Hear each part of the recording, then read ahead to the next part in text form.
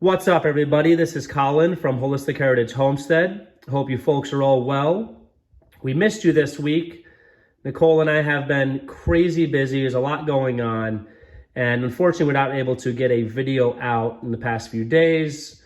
However, this coming week, we're going to actually put out some extra videos to make up for the lost time. We have lots of extra content coming out. And my lovely wife, Nicole, will also be posting some videos as well. So stay tuned for that. And we're just going to get right into it. So today we're going to be talking about livestock feed.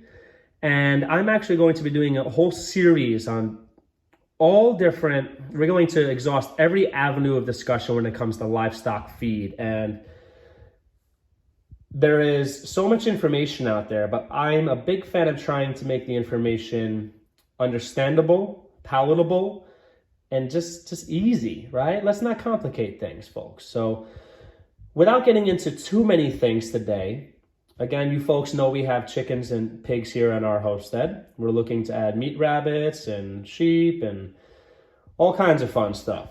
So we're looking to add much more to what we do have, but even if it's, whether it's pigs or chickens or whatever you have, the theories and the principles remain the same for the most part. Obviously, do your research and, reference everything and make sure it's legit. However, there are certain universal truths when it comes to feed. And one thing to consider is obviously the temperature is changing during the autumn and the winter time. It's getting much colder outside. So we know, as far as pigs and chickens go, it's important, just like us, it's important to have high protein, high fat, calorically dense food, rich food, heavier foods, right? And you have to be very careful because certain things like corn, for example, can actually make your body thermogenic and actually heat your body up, which is great. It's a great snack and a great treat for the wintertime, but it's not something you would necessarily give on a hot summer day. So please be careful. And I know with goats and things like that, where they're temperature sensitive, it could actually really cause serious harm or kill them. But this is going to mostly relate to theories and just how you should be thinking about that type of stuff, right? So obviously, if it's the winter time, whatever your animals may be, they're not going to be able to forage as much. There's less green, there's less pasture, or little to no green or pasture, and there might not be as many insects available to forage, so on and so forth. So what do you need to do? You need to make up that caloric differential in their food. And just to show you here, you have a half and half mix here. On top, you have what we call like a crumble, which is pretty standard and pretty typical. And then down below, you have a pellet. Now, here we have oats, corn, and whole milo, okay? So many other things you could use. We're gonna touch base on that, but traditionally the foundation is the pellets and or the crumble for the pigs and or the chickens or your other livestock. That's great, but we do our best whenever possible to source organic and non-GMO feed. It's not always available. We do our best, okay? And it's prohibitively expensive, but we think it's worth the investment. If you're not feeding completely organic or completely non-GMO right now, that's okay. You're still doing better for the environment than commercial farms in general, okay? And most grain-fed production. You're still doing more for society and for the soil and for compost and for everything than your commercial counterparts. So, like we've talked about in many videos, as long as you orient and you point yourself in the right direction and you head in that direction, that's great. Maybe one day you'll be 25% organic, then maybe 50, then 75, you just got to head in that direction, folks. And the good thing is we're going to be growing a lot of our own row crops and a lot of our own feed this coming year. Besides the fodder and the green stuff that we grow for them, we've already grown a little corn and some things to feed them and supplement them, but we're looking to really sooner rather than later go completely organic and completely non-GMO.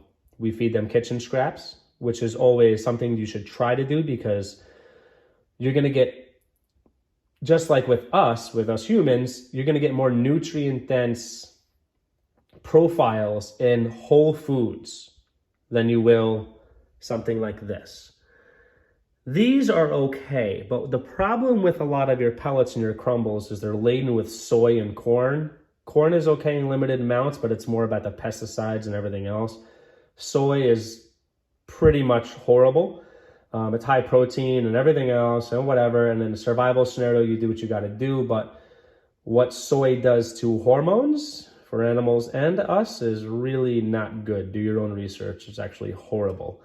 So we like to use our pellets and our crumble as kind of like the supplement, if you will, but not the mainstay.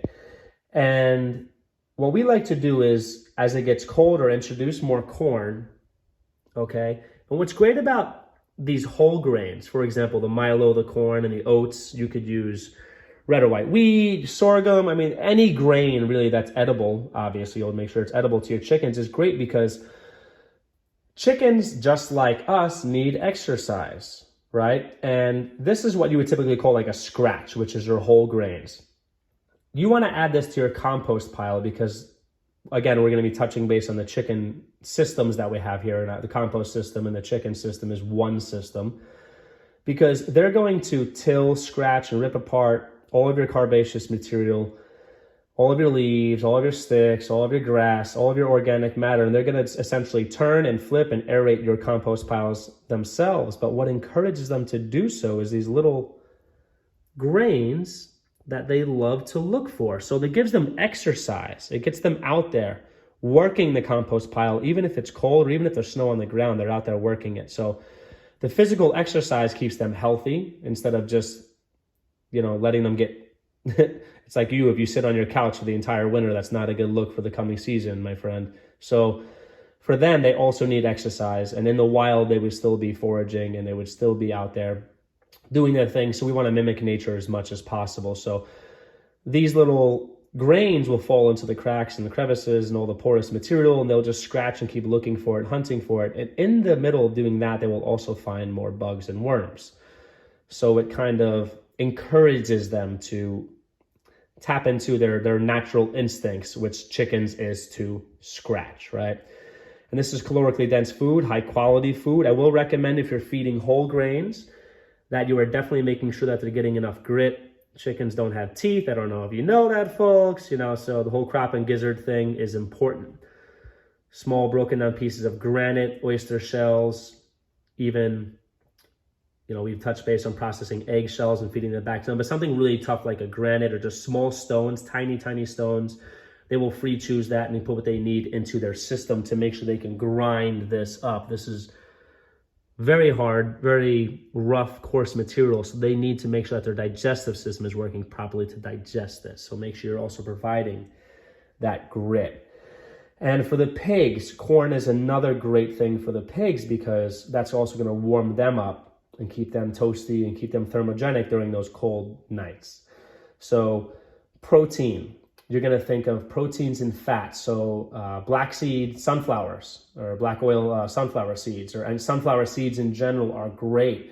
If you have access to acorns and nuts for your animals, especially your pigs will love that. Remember the coveted Iberico pork from Spain, which is the real deal.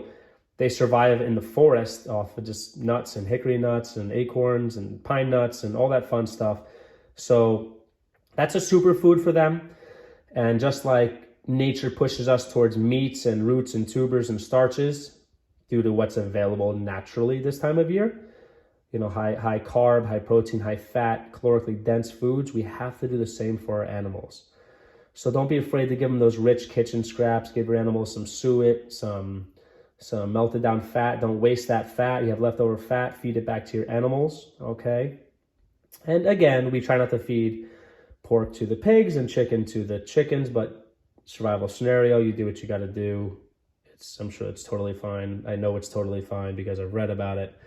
But keep it in mind, folks. Your stuff that's processed, you're buying in the store, your crumble and your pellets, read what's in them. It's good because they're usually well balanced and they hit certain protein markers or watermarks. and they have some vitamins and things like that, and sometimes some mineral additives as well, but it's not going to be the same as if you add your own whole grains. So I encourage you to consider whole grains. The beauty of these whole grains is also when I throw these into the chicken system, whatever doesn't get consumed or gets hidden in that compost sprouts and turns into a super nutritious green fodder, a sprout, which is lots of bioavailable nutrition for them. Normally, we like to ferment our food, which makes the food more bioavailable, gives them good probiotics, it increases B vitamins and a bunch of other things, which is its own video. We're definitely going to do a video on fermentation very soon.